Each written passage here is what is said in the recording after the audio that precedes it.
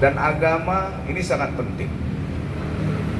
Ke depan kami akan membuat satu konsep ya. Kita juga heran, Perda MDTA tidak pernah dikabulkan dan belum dibuat perwal. Kita akan buat dan kita akan buat nomenklaturnya. Bahwasannya anak yang mau masuk SD untuk umat Islam harus bisa baca Quran.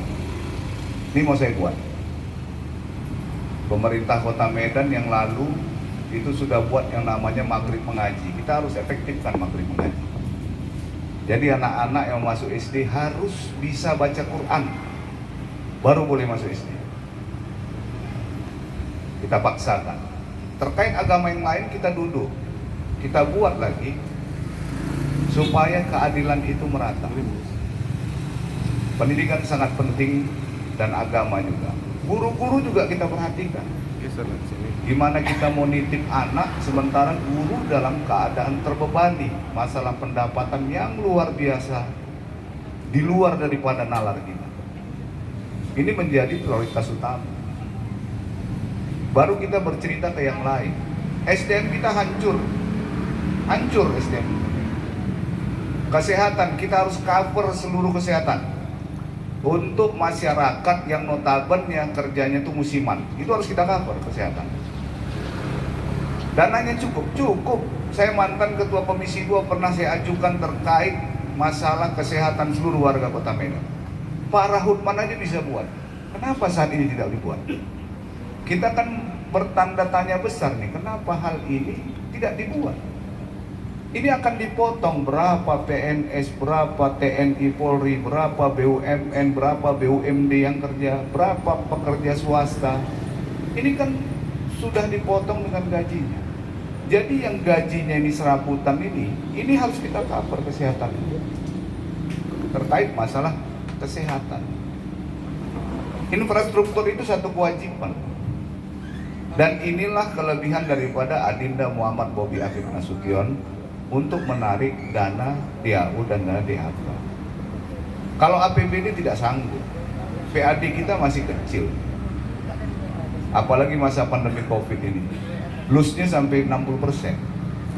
PAD kita baru di angka 2,1, 1,9.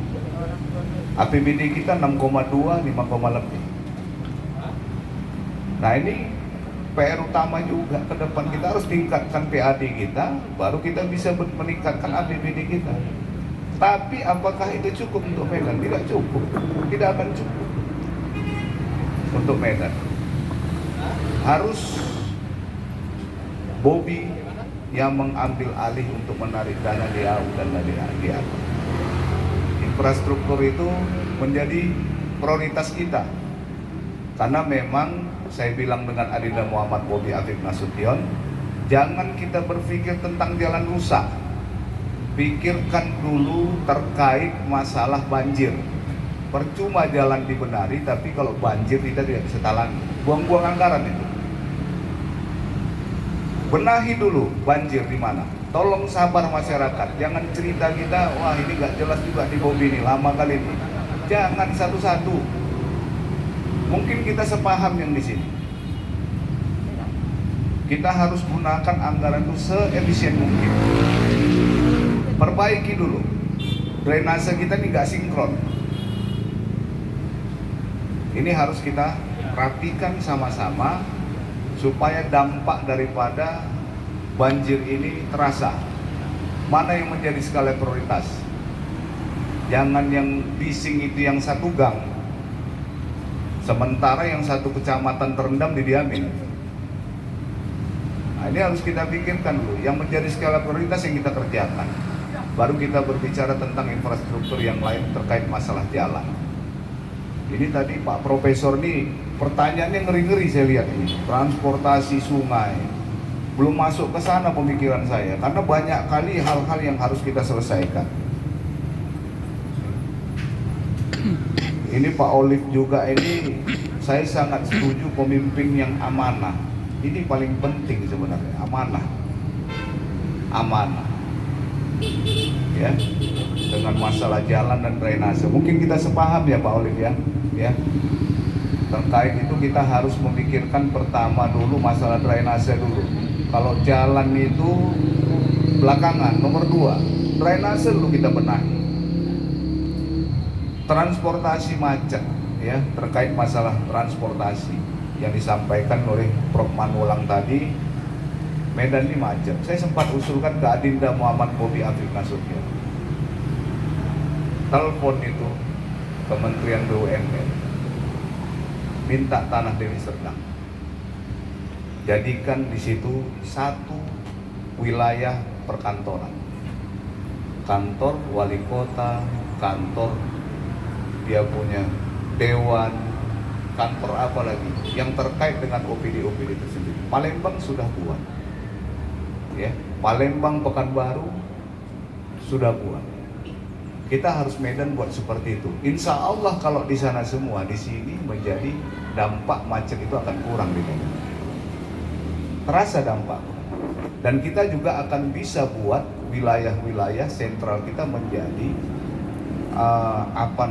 menjadi wisata kota, hutan kota, wisata kota, kota tua banyak tuh. Kesawan itu panjang terus dari sampai Istana Maimun kita tarik panjang itu bisa. Di situ kita taruh UMKM. Taman-taman kita buat taman literasi.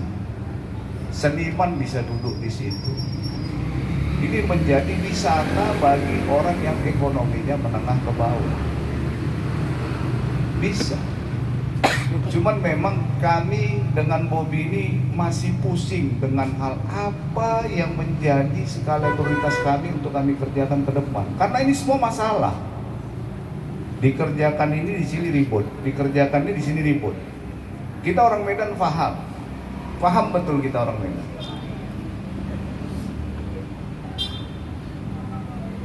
Masalah sampah lagi ini, seperti yang disampaikan oleh Pak Anderson. Apalagi sekarang terkait masalah sampah terbang tuh banyak kali di Medan. Mau pergi kantor terbang deh sampah itu, naik sepeda motor. Pemerintah Kota Medan, kita juga bingung ya. Saya sendiri bingung. Takut nanti kita ngomong ada yang tersinggung. Kita juga harus menjaga perasaan. Kenapa? Ini terkait dengan incumbent lawan kita. Nanti dipikirnya kita, ini Aulia Rahman ini menjelek-jelekkan kita, nggak enak sebenarnya. Saya nggak mau. Kita kasih kisi-kisi aja yang simpel supaya membuka pola pikir kita agar kita bisa bercerita ke keluarga. Ini loh ke depannya konsep yang dibuat oleh Bobi Afif Nasution dan Aulia Rahman. Mudah-mudahan ini menjadi satu pola pikir. Karena di bawah kita lihat saat ini politik ini nggak enak saya lihat di bawah. Heran saya lihatnya. Saling menjelekkan.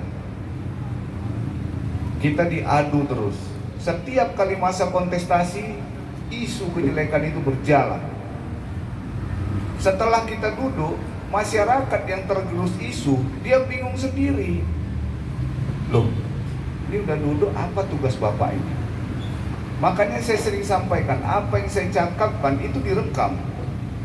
Tidak terrealisasi, ribut ke kantor wali kota. Kau pernah ngomong ini, jangan panggil Pak Wali, panggil Pak Wakil lagi, kaukan aja sekalian langsung. Kau pernah ngomong ini, kau bertanggung jawabkan ini ngomongan. Ini masih di dunia, gimana nanti di akhirat? Ya. Makanya saya bilang sama Bobi, jangan terlampau banyak janji.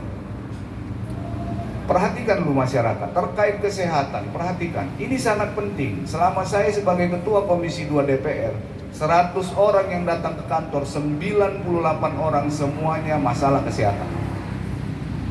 Berarti apa? Berarti paling bermasalah saat ini adalah kesehatan.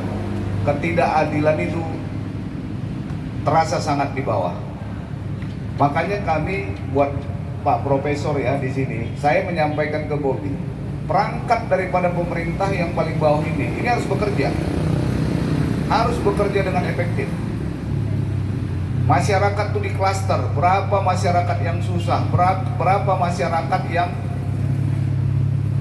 lansia, berapa masyarakat pendatang, berapa masyarakat yang masuk, berapa yang meninggal. Ini harus ada. Jadi setiap bantuan itu kita tidak perlu lagi mengutip kakak, cukup tekan tombol enter, masuk semua data. Karena kita sudah zaman 4.0, tapi kita masih masuk ke era 90-an. Sistem kerja kita masuk ke era 90-an. Mall pelayanan publik itu menjadi satu program kerja kami ke depan dengan Adinda Muhammad Bobi Afif Nasution. Mudah-mudahan Bapak paham, kita bisa berdiskusi Pak. Gak usah takut, tanya aja. Yang pedas, kritik aja yang pedas. Karena memang saya notabene basic saya 20 tahun di Pelabuhan Belawan. Tipikal saya lebih suka di lapangan daripada di belakang meja. Kita mau taktis, kita mau cepat, kita mau yang kerjanya itu efisien, bagus.